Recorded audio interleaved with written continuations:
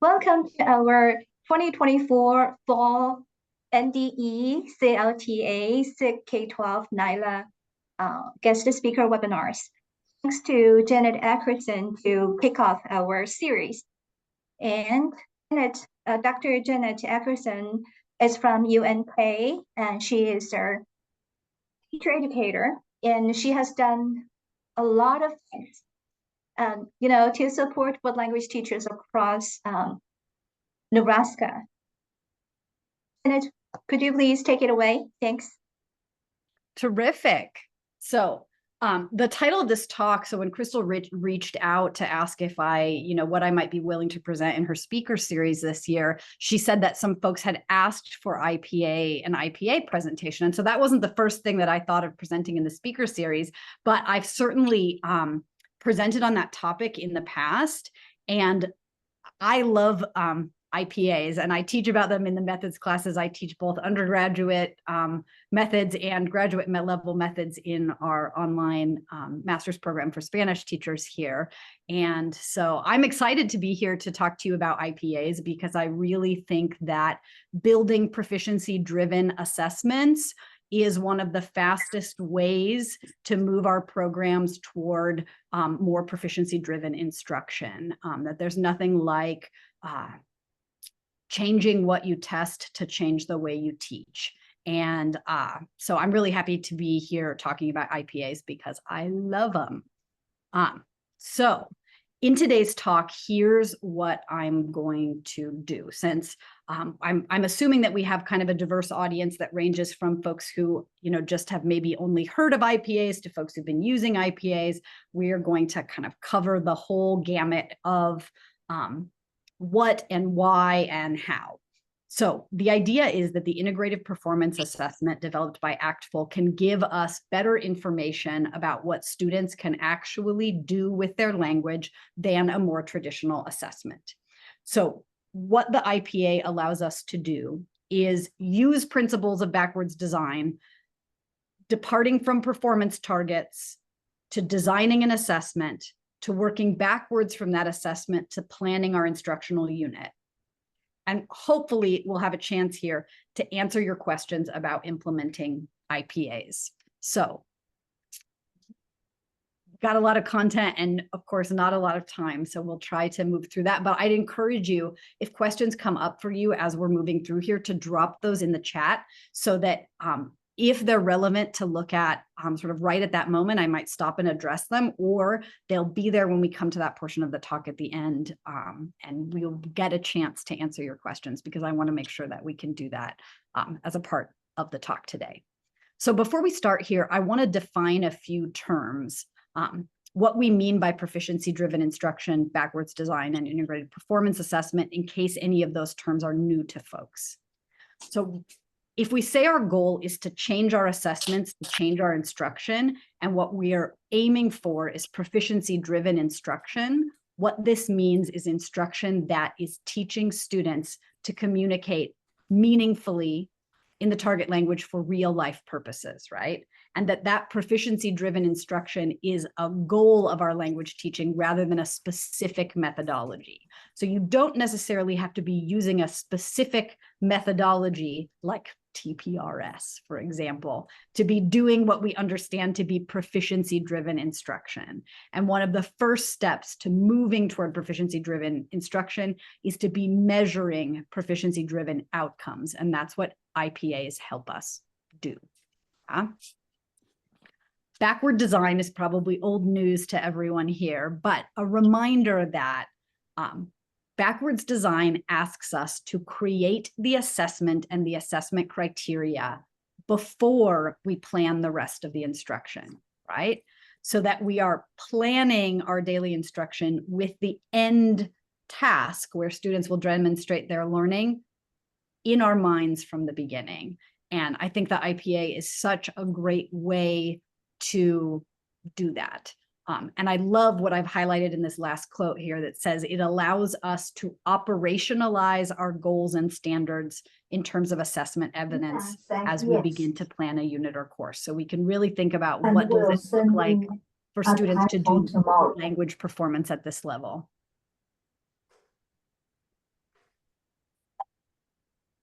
All right, last but not least, here is the definition of the IPA. So IPA stands for Integrated Performance Assessment. And that definition is that it is a cluster assessment, meaning several tasks that are part of the same assessment, where each of the 3 tasks in the IPA reflects one of the 3 modes of communication: interpretive, interpersonal, and presentational. The word integrated means that they're aligned within a single theme or content area, and where the tasks build on one another, meaning that students gain knowledge or experience in one of the tasks that they apply to the subsequent task. Those IPAs are designed to be used with students at different levels of proficiency. They're standards-based, performance-based, and developmental in nature. They're designed to be used with scoring rubrics that rate student performance in terms of whether the performance meets, exceeds, or does not meet the expectations for the task at the level of proficiency that is the target for the learner's performance. So IPA, 3 tasks integrated around a theme, performance-based, scored with a rubric, connected to one another. And we're going to see some examples and dive more into that to make sure this is what we're talking about when we're talking about the IPA. Literally, ACTFL wrote the book twice about the integrated performance assessment. And if you're serious about implementing integrated performance assessment in your classroom, the ACTFL professional development manuals around the IPA, the earlier one, and this is the latest, the newest professional development text around the integrated performance assessment, it's fantastic and provides a ton of guidance, including a bunch of example IPAs. I'm going to take a few of them, some snippets from these 2 manuals during the presentation today. It'll give you an idea of how valuable a resource this is. So I want to kind of credit ACTFL and these professional development manuals with sort of a lot of the information I'm sharing with you today. Yeah. So if we're implementing IPAs or integrated performance assessments from a backwards design perspective, the first thing we have to do is set performance targets for the learner. So we have to define the expectation for performance. One sort of big picture step here is understanding what a proficiency target at each level of instruction might be, right? So this chart here shows us, kind of roughly aligning with the time a student would spend in a standard like 50-minute high school course. After 1 year of that, they'd be at novice mid. After 2, novice high. After 3, intermediate low. And these are sort of empirically derived targets of proficiency, how far students are likely to get. And that's one place we can start for thinking about performance starts. This is that represented another way, right? A sort of understanding at what level, what proficiency level students are likely to be at different levels of instruction. And having those kinds of targets for your program is a really helpful way to get started, right? Is to have proficiency targets at the programmatic level to say, this is where we expect our learners to be after this much instruction. And this is an example of that from the Arkansas Department of Education, is that kind of proficiency target. A quick reminder, however, though, that performance and proficiency are 2 different things. So if we say that learners should have a certain proficiency level after a certain amount of instruction, proficiency is describing what students would be able to do. I like the metaphor of sort of plopping them in a target language environment. Like I took my Spanish learners and I dropped them off in a plaza in Spain. What would they be able to do? At what level would they be able to communicate in a spontaneous, unpredictable, real life scenario? And that's what proficiency targets describe. Performance, on the other hand, and remember that what we're measuring in our conference, we are not a plaza in Spain. We cannot measure student proficiency in our classroom. We can administer proficiency commercial proficiency assessments, but we can't assess proficiency in our classroom. We can assess performance that points toward proficiency, right? That gives us information about what students would really be able to do with the language in a real target language situation. That said, any classroom assessment of this nature is assessing performance, because of course it's based on the instruction that we've given students. It's about a topic that we've been teaching them. It's focused on structures and vocabulary that we've been learning in our classroom, right? We're assessing learner performance.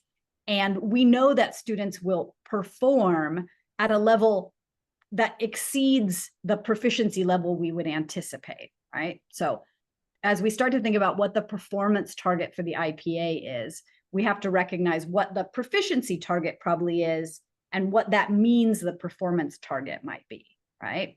So my Spanish 1 students in the second semester might be proficiency target-wise approaching novice mid, right? But they might be actually closer to sort of novice high in their ability to, in a performance context, produce full sentences, right? Or even strings of sentences. By second semester Spanish 1 students might even be using conjunctions like and because, and but, right? Pushing that performance toward novice high.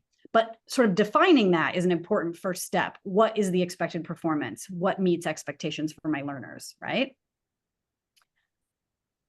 So what we have to do next is create the rubrics or define those performance expectations. So what would it look like for students to perform at the expected level? A place to go here for that language is, of course, the actual proficiency guidelines. And there are updated proficiency guidelines now in 2024 for language that describes the different levels.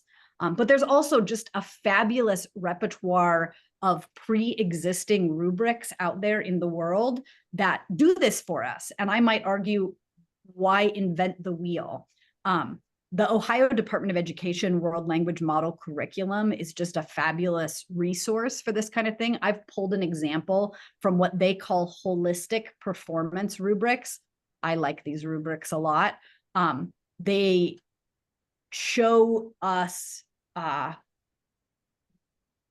partial evidence of the level, full evidence of the level, exceeding the level. This describes the performance I'm likely to see from my students on this task, right? And they might be somewhat below in one area, but exceeding in another, and this rubric sort of accounts for that, yeah?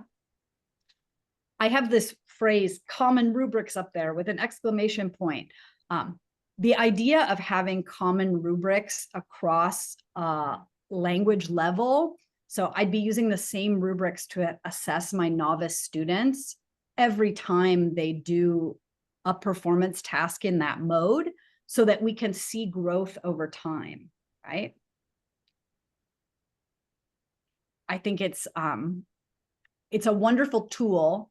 And as students become familiar with the rubrics that we use, there's a lot of benefit in students' ability to self-assess because of their familiarity with the tool and things like that. Their self-assessment becomes more and more accurate as they're more and more familiar with the rubrics that we're using. So there's an argument there for developing a rubric that describes the performance at this level and using it again and again with each of our IPAs and even in some formative assessment contexts.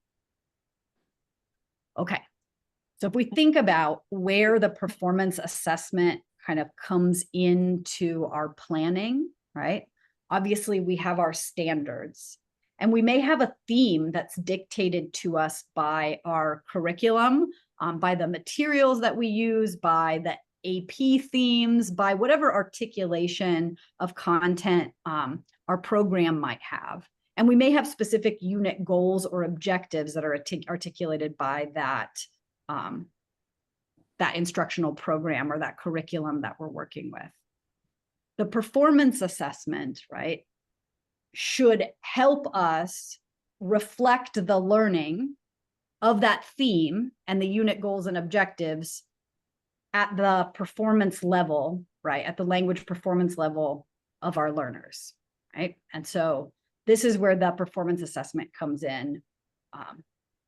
We know what our theme is. We know what some of the unit goals and objectives might be, particularly as they come to come from the standards. We might know what kind of cultural information or communities and connections we're making in this unit, right? What the content of the unit might be. And that's going to inform our creation of the performance assessment. But we're going to create that performance assessment, that IPA, before we proceed to plan our daily lessons, or even sort of determine maybe what some of the major learning events are going to be in our unit. So it's kind of where the IPA planning comes in. So we've got a theme, probably from our curriculum, but we need a communicative context for developing our IPA. So what situation are students in for this language performance? Because it needs to simulate a real life circumstance. So we say integrated. I'm going to go in a different order than I put these slides. So it needs to be a realistic communicative situation. For example, the student is reviewing local restaurants for the school newspaper. The student is preparing to study abroad. The student is responding to interpersonal conflict among their friends. The student wants to raise awareness about an issue, right? That given the theme of our unit, what is a communicative context that makes sense for our IPA? It kind of has to go into our planning. What can students be doing? Within this, we're going to need to integrate the tasks of the IPA, meaning that they're interconnected and connected to our theme.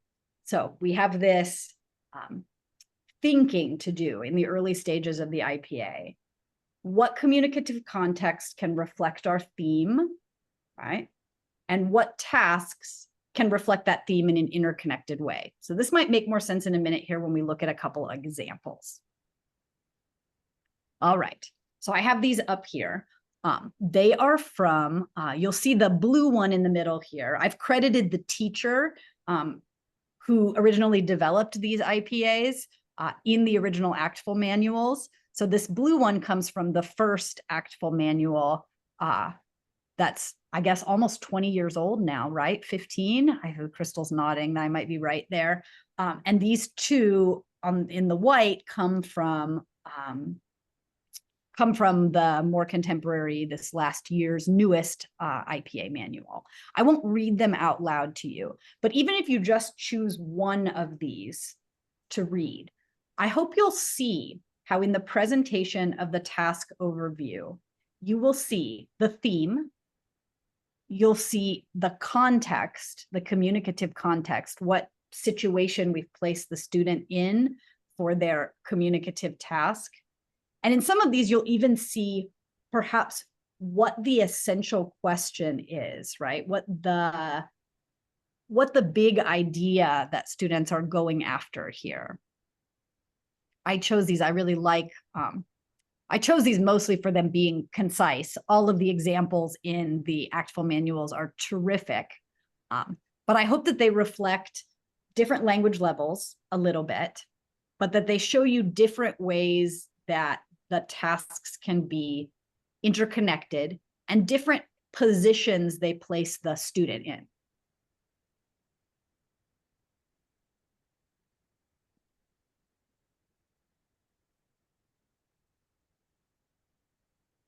I hope you can also see the standards in these tasks too, right? The idea of communities, the idea of culture, connections.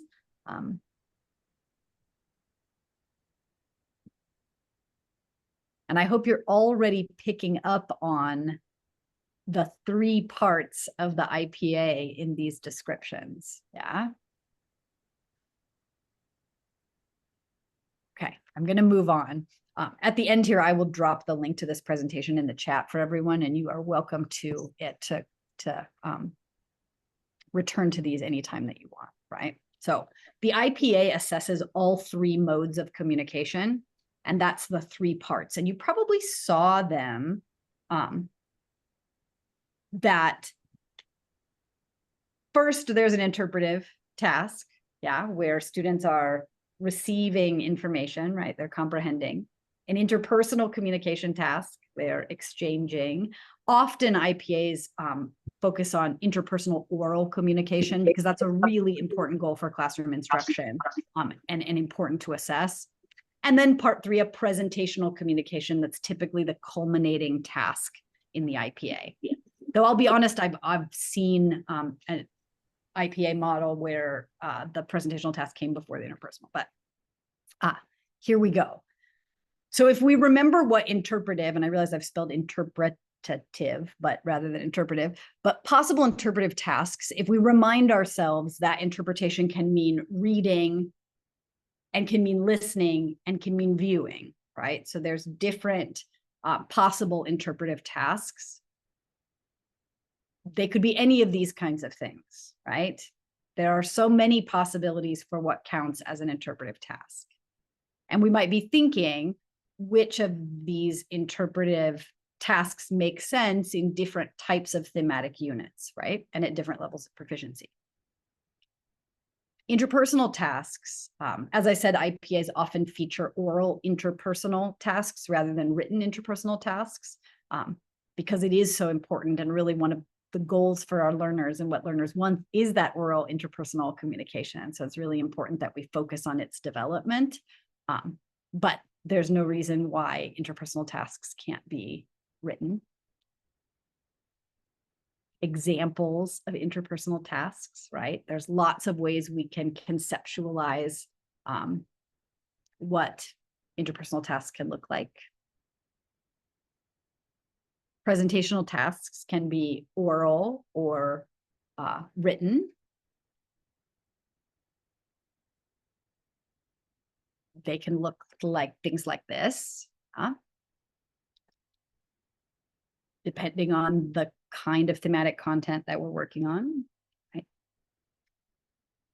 And a good assessment program or a good curriculum, right, gives students the opportunity to develop their proficiency and be assessed on their language performance in a variety of different contexts and in different genres and different types of communicative situations. So we have the chance in our IPA assessments to be varying the kind of communicative tasks we're asking students to do, right? So if we're thinking back to planning our IPA, right, we have a theme, a community of context, perhaps an essential question. We know the proficiency level and the expected performance of the students we hope to assess in terms of their language development. And then we need to choose in that communicative task what these 3 tasks might be. All right, so here's an example of 3 tasks taken from one of those example IPAs, the one about Guatemalan children. So here are her descriptions of these 3 tasks. And I want to highlight a few features of the tasks from this example that are important to remember. So interpretive communication in the IPA model is assessed through interpretive comprehension guides, essentially, not through a series of multiple choice questions about the audio or video source. These interpretive comprehension guides are available from ACTFL, and in the latest iteration of the ACTFL Professional Development Manual, there are separate interpretive comprehension guides for print texts versus audio sources versus multimedia sources, so reading, listening, viewing. And what's beautiful about these comprehension guides is that and we'll see an example here in a second, is that they allow us to have a more nuanced picture of what comprehension is.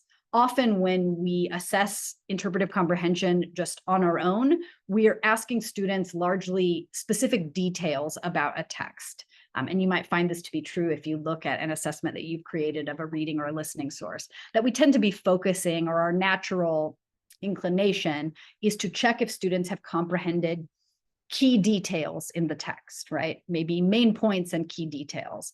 Whereas comprehension is really more complex if we look at what not just literal comprehension, but inferential comprehension is involved in understanding or interpreting a text. And so the interpretive comprehension guides are fantastic for helping us expand our understanding of what comes to interpretive communication. The second sort of thing I want to point out about this interpersonal task is that interpersonal communication is spontaneous. So the interpersonal task does not involve students creating a script and rehearsing prior to completing the interpersonal task. So interpersonal communication is spontaneous. So that's important to think about in designing the interpersonal task. The presentational task, what I want to point out here is that key to presentational communication and to the design of the IPA is the defining of the audience for the presentational communication.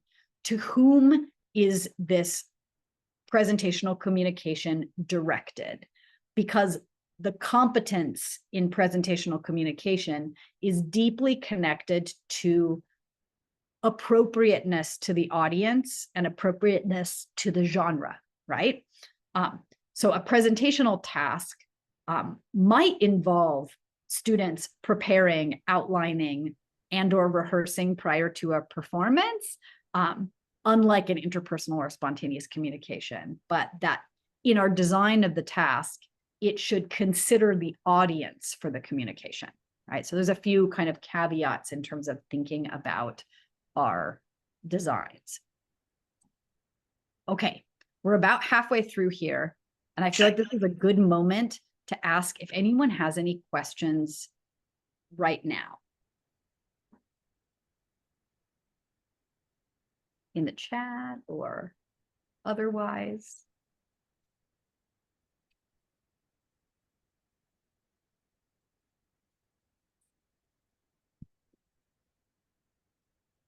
Okay.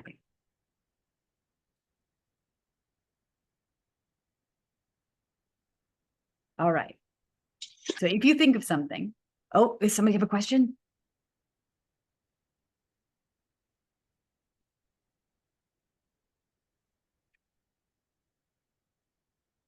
All right. If you think of something, please put it in the chat because I'd love to be able to respond to questions. And maybe it's the case that up to this point, everybody already knows everything that I've said in this presentation. But I want to make sure that if this is new and that you have questions about sort of what an IPA is, that we take time to talk about that.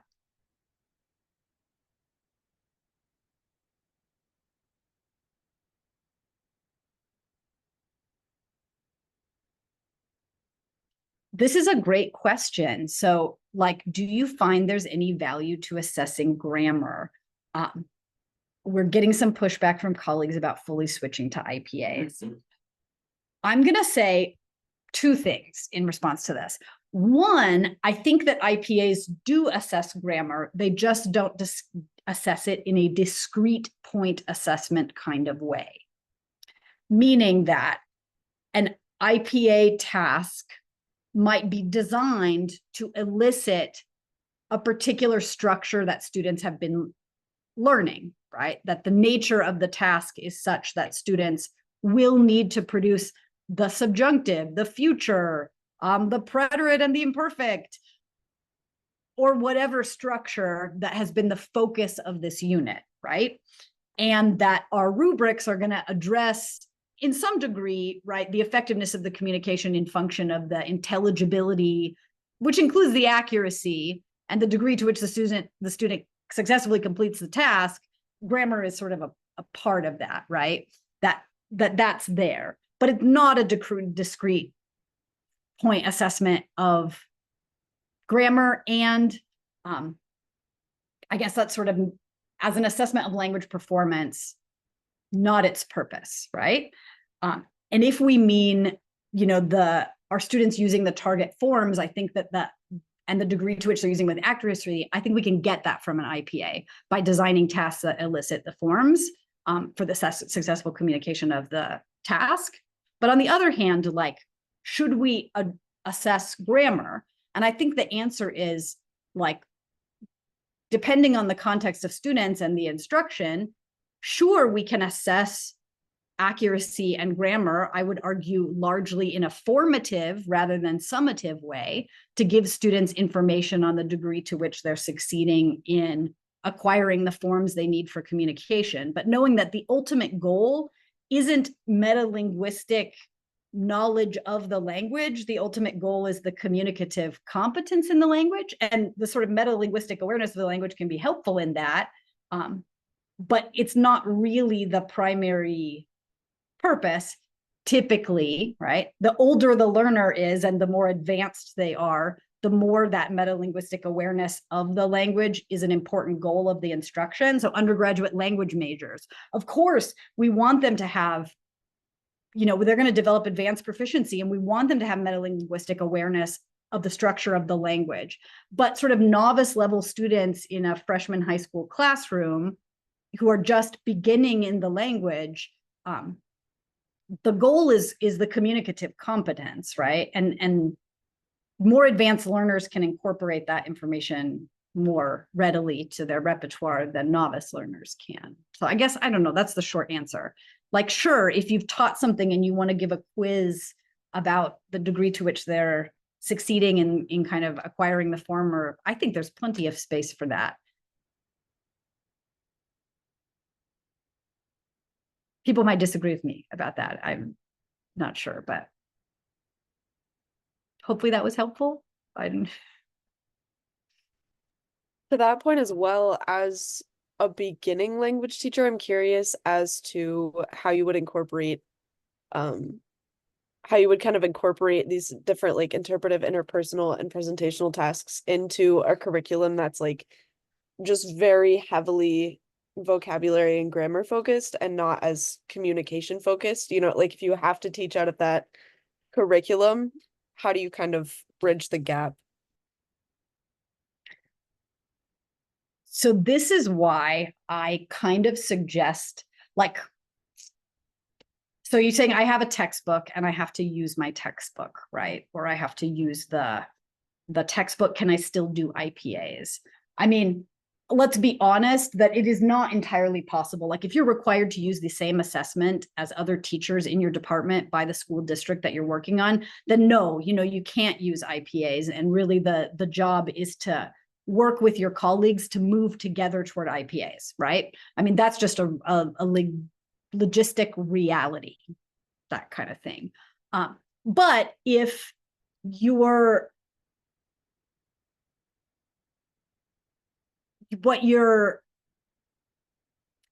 you know, if you're sort of on your own and you have this textbook that you're expected to use, but you're not really beholden to anybody about how you go about using it, then my suggestion would be more that you use the resource to inform your theme and maybe the commutative context, design your IPA, how you want to assess students, and then pull from the resources in the text that serve you in your effort to prepare students for the IPA, and toss the rest that doesn't. That's where I'm, you know, that's where I'm at on that question. And it is a tough question. You know, there's no easy solution to the my colleagues don't want to do what I want to do problem, right? Or that my district wants me to do something that I don't think is the right thing to do. And that's not an easy situation to solve.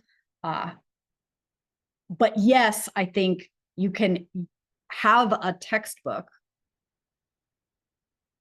not use its assessments, use your own assessments, but make sure that you're then pulling from that resource the things that will actually serve you in terms of preparing students for the IPA. And that's actually what we're going to talk about in the second part of the presentation. So hang in there, and hopefully that will give you some ideas there too.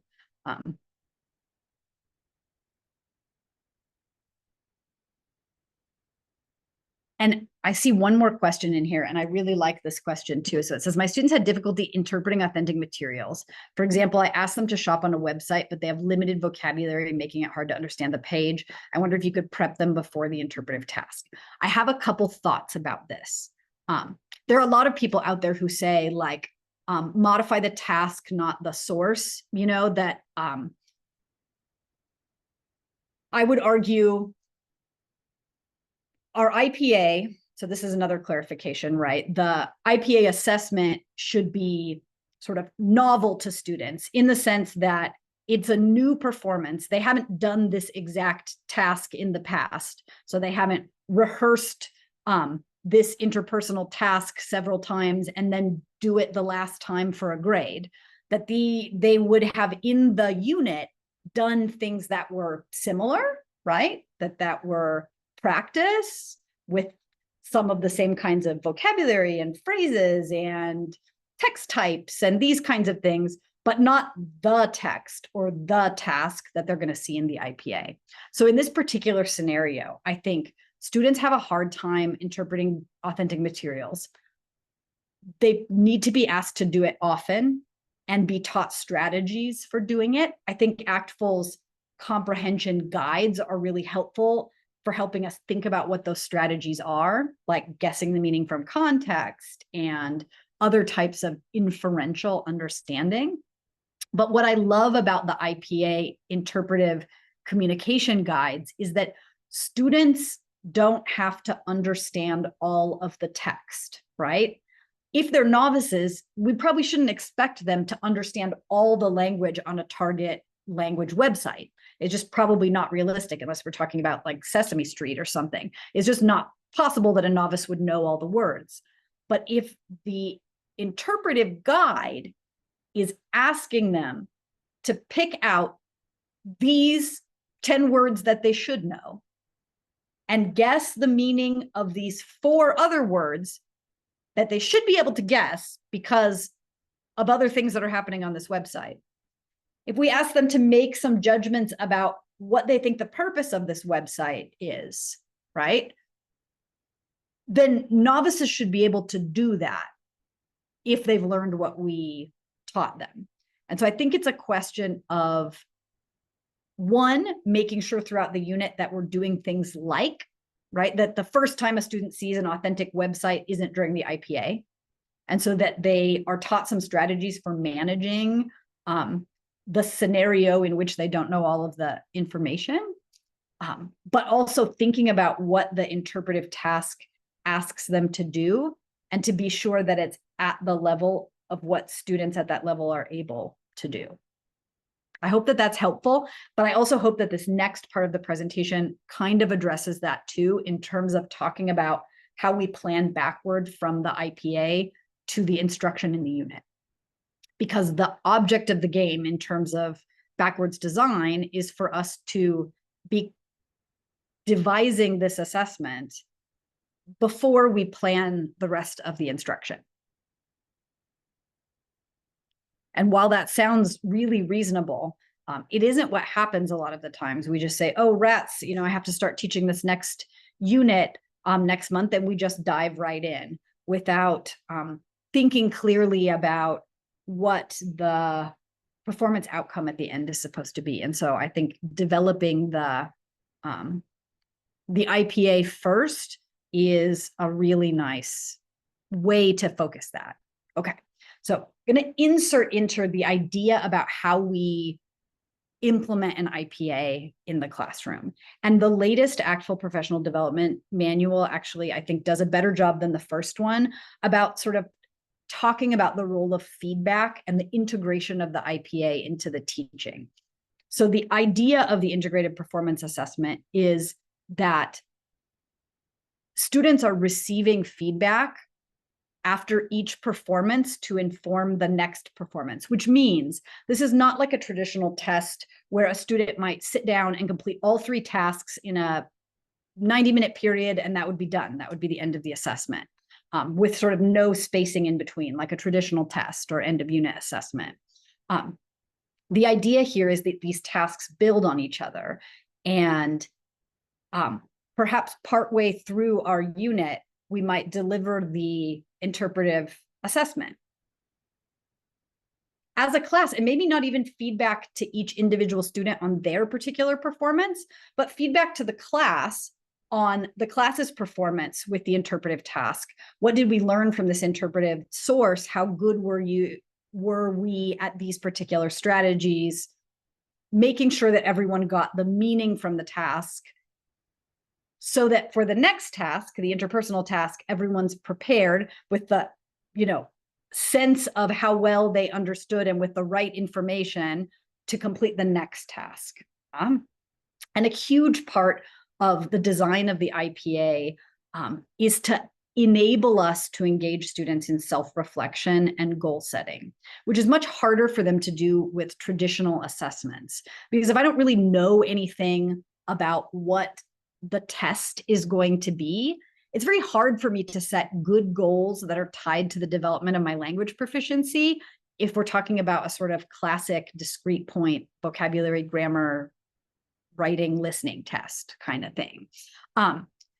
If we're using rubrics, I can look at my performance on the last IPA and say, I really did well in these areas. This time I'm hoping to improve on this area, or I can really see how I improved in this area compared to last time because I'm using the same rubric.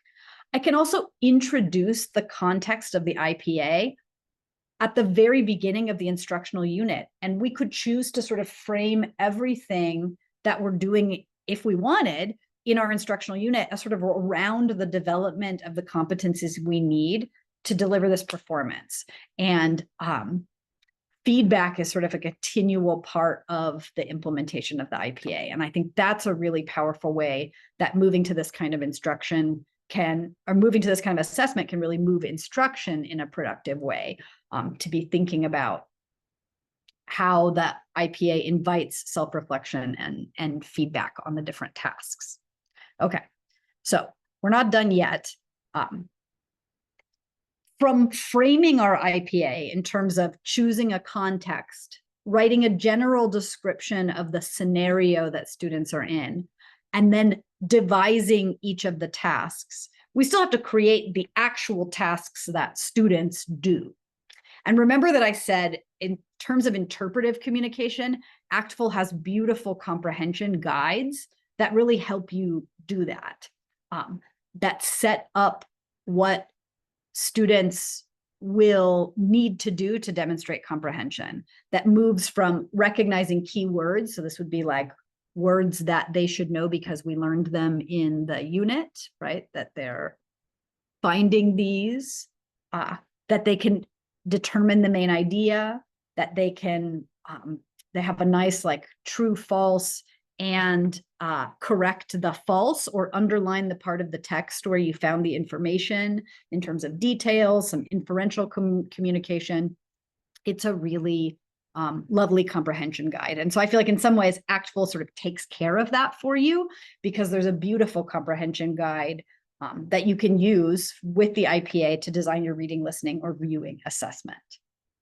So moving on to thinking about designing the tasks for interpersonal and presentational communication, I like to describe a general overview of the task, like the example that we saw, and then give specific information about the requirements for successful task completion, right? Where we're specifying to students the kinds of things, we're providing a little scaffold about what you might be talking about. I'm priming some prompts that elicit the structures that we're hoping students produce, and giving them some cues to what the expected performance might be, how long I expect it to take, these kinds of things, appropriate to the level. And we need to do the same for a presentational task, a general description that says what they're doing for whom, and then the specific requirements that are going to define successful task completion for the students in terms of this part of the rubric, right? Does this student succeed in doing the kind of communication we're asking for? We need to sort of specify what completing the task correctly would look like. And that's kind of the last step in developing the assessment as we would give it to students, is to say, what would the instructions to students look like, right? So the last part of what I want to talk about here today with our last 15 minutes or so is really thinking about what we do to plan an instructional unit working backward from an IPA. And that's where I think it can be so powerful in terms of moving instruction toward proficiency-driven instruction, is to say, okay, after we have the performance assessment, what do we need to teach students, right? What will they have to know in order to perform these tasks successfully, right? And once I know what they're going to have to know to perform these tasks successfully, I can start to think about what we should be doing in class, right? Like what in my instructional bag of tricks, what kinds of activities, what kinds of materials or resources I need to bring in to make sure that students are acquiring these elements that they're going to need to perform successfully on this IPA, right? So thinking about that content, I like to think about it in these two ways, which is what do they need to be able to do with the language in terms of language functions? Like, do they need to be able to describe, persuade, ask questions? You know, if they're interviewing somebody, they need to be able to ask questions and ask follow-up questions. If they are going to have to like narrate in the past, what kinds of communication is going to be elicited from students in terms of functions? And that really points to structures too, right? And then I might say, what's the content, vocabulary, grammar, and or other strategies they might need to know in order to do those functions? So I'm going to give you an example of my kind of brainstorming of this in a brief way, because I think this is an important step, especially to Ellie's question about if I'm using a text, because then I can start to see how is the resource that I have going to help me with these things, right? So here is an example of an IPA that's sort of connected to environmental issues. And so, you know, in this IPA, students would have to converse about like an important current issue related to the environment, like renewable energy. They will have to defend an opinion and give opinions. And they'll have to interpret some authentic material associated with these current issues related to environmental crises. They're going to need some comparisons. They're going to need these specific verbs. They're going to specifically need the future tense. They're going to need por and para, maybe. And they're going to need some of these specific vocabulary words, because those are going to be really important for them to be able to talk about what we're talking about in this IPA. And I might be thinking about what the interpretive source that I chose was, making sure that if it's all about energía renovable, that I have taught students in this unit what energía renovable means, so that I'm looking to my IPA to saying, what are the key words? What are the key functions? And from here, you can see how I might be starting to think about what I might be doing instructionally, right? So I've determined based on these performance tasks, these are the things students will need to know and be able to do in order to successfully perform the tasks. Now, what are some key activities? I use the term formative assessments here, but I feel like formative assessment can be anything, right? But another way to think about this is sort of key learning experiences in the unit. I want to think about, okay, knowing this IPA, knowing this content, knowing these structures, what are some key kind of interpretive tasks we could put together? I feel like, ooh, a great infographic about, you know, where different sources of energy use in different countries, right? Hydroelectric or solar, or that might be a really nice interpretive source. We could do a task where we practice interpreting that information. It would be great with the vocabulary that we're learning, right? I can start to think about what might be some key learning activities that are connected to these functions. Yeah? Can I think about what kind of key learning activity presentationally might help them defend and give opinions? What if we did mini gallery style presentations where they each presented about a topic that they had researched, you know, from a web quest? I can start to think about in my repertoire of strategies and activities across the modes, because of course we're incorporating these modes across our instruction, what is going to work well to help students build these skills and this knowledge that they need to successfully do this language performance. Does that kind of make sense as far as we're going there, as the way that the IPA can help us sort of inspire the creation of our instructional unit, moving backwards from those performance tasks? So another kind of clarification, right, that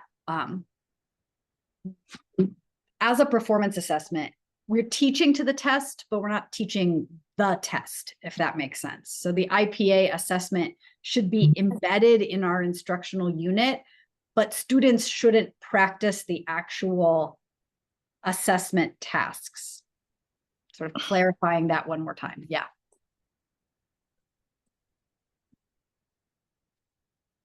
Did somebody have a question? I heard somebody's audio come on. Somebody have a question? Okay.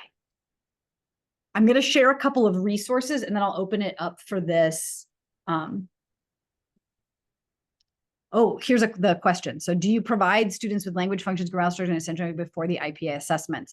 I would say we're teaching those things, and that's the content of our unit. Like, do we give students a list of these language functions, grammar structures, and essential vocabulary to use as a resource while they participate in the assessment? The answer is no, right? So as an assessment, this is students' performance without those kinds of aids. But that these language functions, grammatical structures, essential vocabulary is the sort of essence of what we're teaching in our instructional unit or part of the day-to-day instruction. We're focused on students acquiring those structures, that essential vocabulary, and that they're practicing doing some of these language functions and getting some feedback before they get to the IPA. I hope that clarifies a little bit. Does that make sense? As I drop the link to this presentation in the chat later, you'll see that these are hyperlinks on the next couple of slides, and you can certainly click right into them. So I have some more great ideas linked from the Ohio Department of Education World Language Model Curriculum, thinking about interpretive, interpersonal, and presentational activities that are a part of our daily instruction, not in terms of the IPA, and looking through these kind of resources can really inspire ideas for what some of those key learning experiences in the unit might be connected to what we're trying to teach them in service of the IPA. And so I'm going to click on one just so that we can see what it looks like. Oh, lovely. Well, that link didn't work. I'll check on that. I promise to fix that for you because I clicked on them all before. I'm not sure why, but. And you can now, everyone can see the millions of tabs I have open. Maybe I shouldn't have done that, right? Okay, we'll get back to here. Another sort of sites here.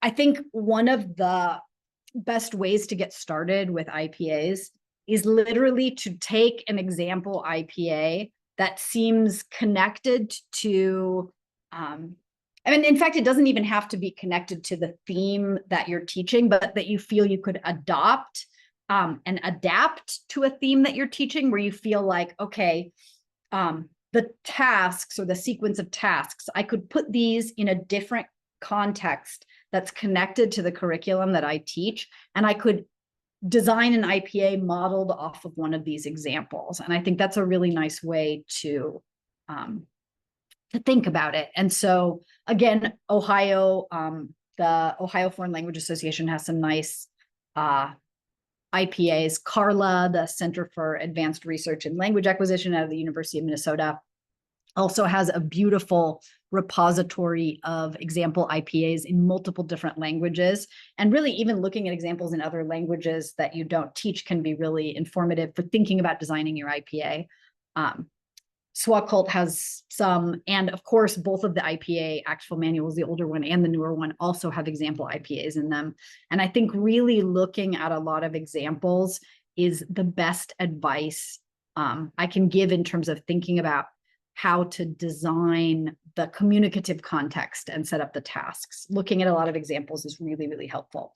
I'll also throw out there that I've been like playing with talking to ChatGPT about designing IPAs, and like all things that go into those AI bots, it comes out like 80% usable. And so brainstorming in that way, saying, hey, I'm wanting to design an integrated language performance assessment for novice learners on the theme, connected to the theme of food in, they're learning about street food in Mexico and Central America. Can you give me some ideas?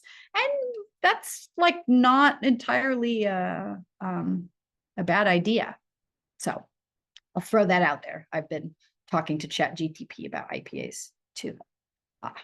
Okay, so let's take our last bit of time here to talk a little more about this. It's been a pleasure to come and talk to you about it. Like I said, this wasn't the first topic that came into my, came to my mind when I was asked to do a talk here, but I love IPAs. And so I'm so happy to have had the chance to talk to you about them. But I'd love to know what you want to know, since I was told this was a topic that was requested in this series. Yes, thank you so much. This is a great, very informative session. Thank you very much, Janet. And also, putting in a message here, if any of you need a PD certificate, please put your name and email in the chat, or you can send me a private message or send me an email, please. This is the fastest way to get your PD. Otherwise, I need to look into the system, and it takes me a while to do it. Thanks. Any questions? Here is a link to the presentation. Thank you. You are so welcome. Professional development certificate. That means I will give you a certificate showing that you have attended this webinar.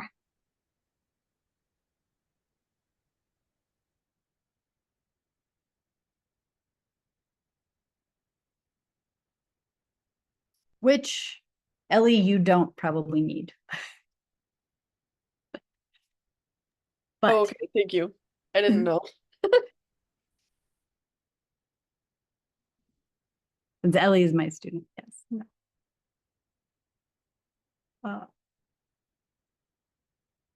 Well, thank you everybody so much for coming. I hope, it's hard for me to know in doing this if, I would be giving you information that was new or not, or what people's familiarity with IP is. So I really hope that at least some of this came in kind of in your zone of proximal development, like where you're at in terms of IPAs. I hope that some of it was helpful to you and in your understanding and implementation. So.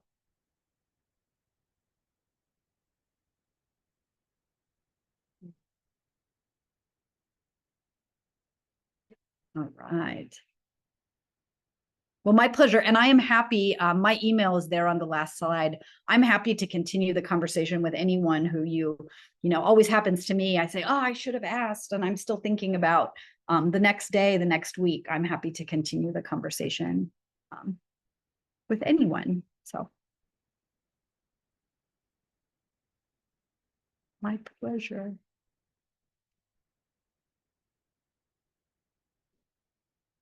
Awesome.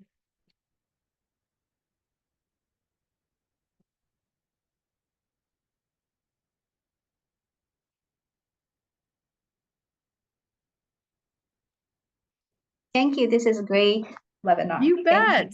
Well, happy to kick off the series for you here, Crystal, and looking forward to the rest of the presentations. Yeah, we need Get a to, good crowd. So I need your description for your next one. It's October 5th, right? Heritage yes, I'll speakers. work on that. Yeah, thank you. You bet. And Dr. Muller and Paul Sandrock worked on a proficiency and standards webinar. Is that next week? It's September 12th. Yes. Oh, I think I'm it's gonna next make week. my students go to it. Is Ellie still here? Because we're gonna talk about proficiency Unfortunately, next Ellie week. will not be available. She contributed a lot. She worked with Paul Sandrock, but Paul Sandrock is going to present by Well, himself. that's exciting. Yes. The veritable celebrity. Yeah. And any questions for Janet's last call? Any other questions?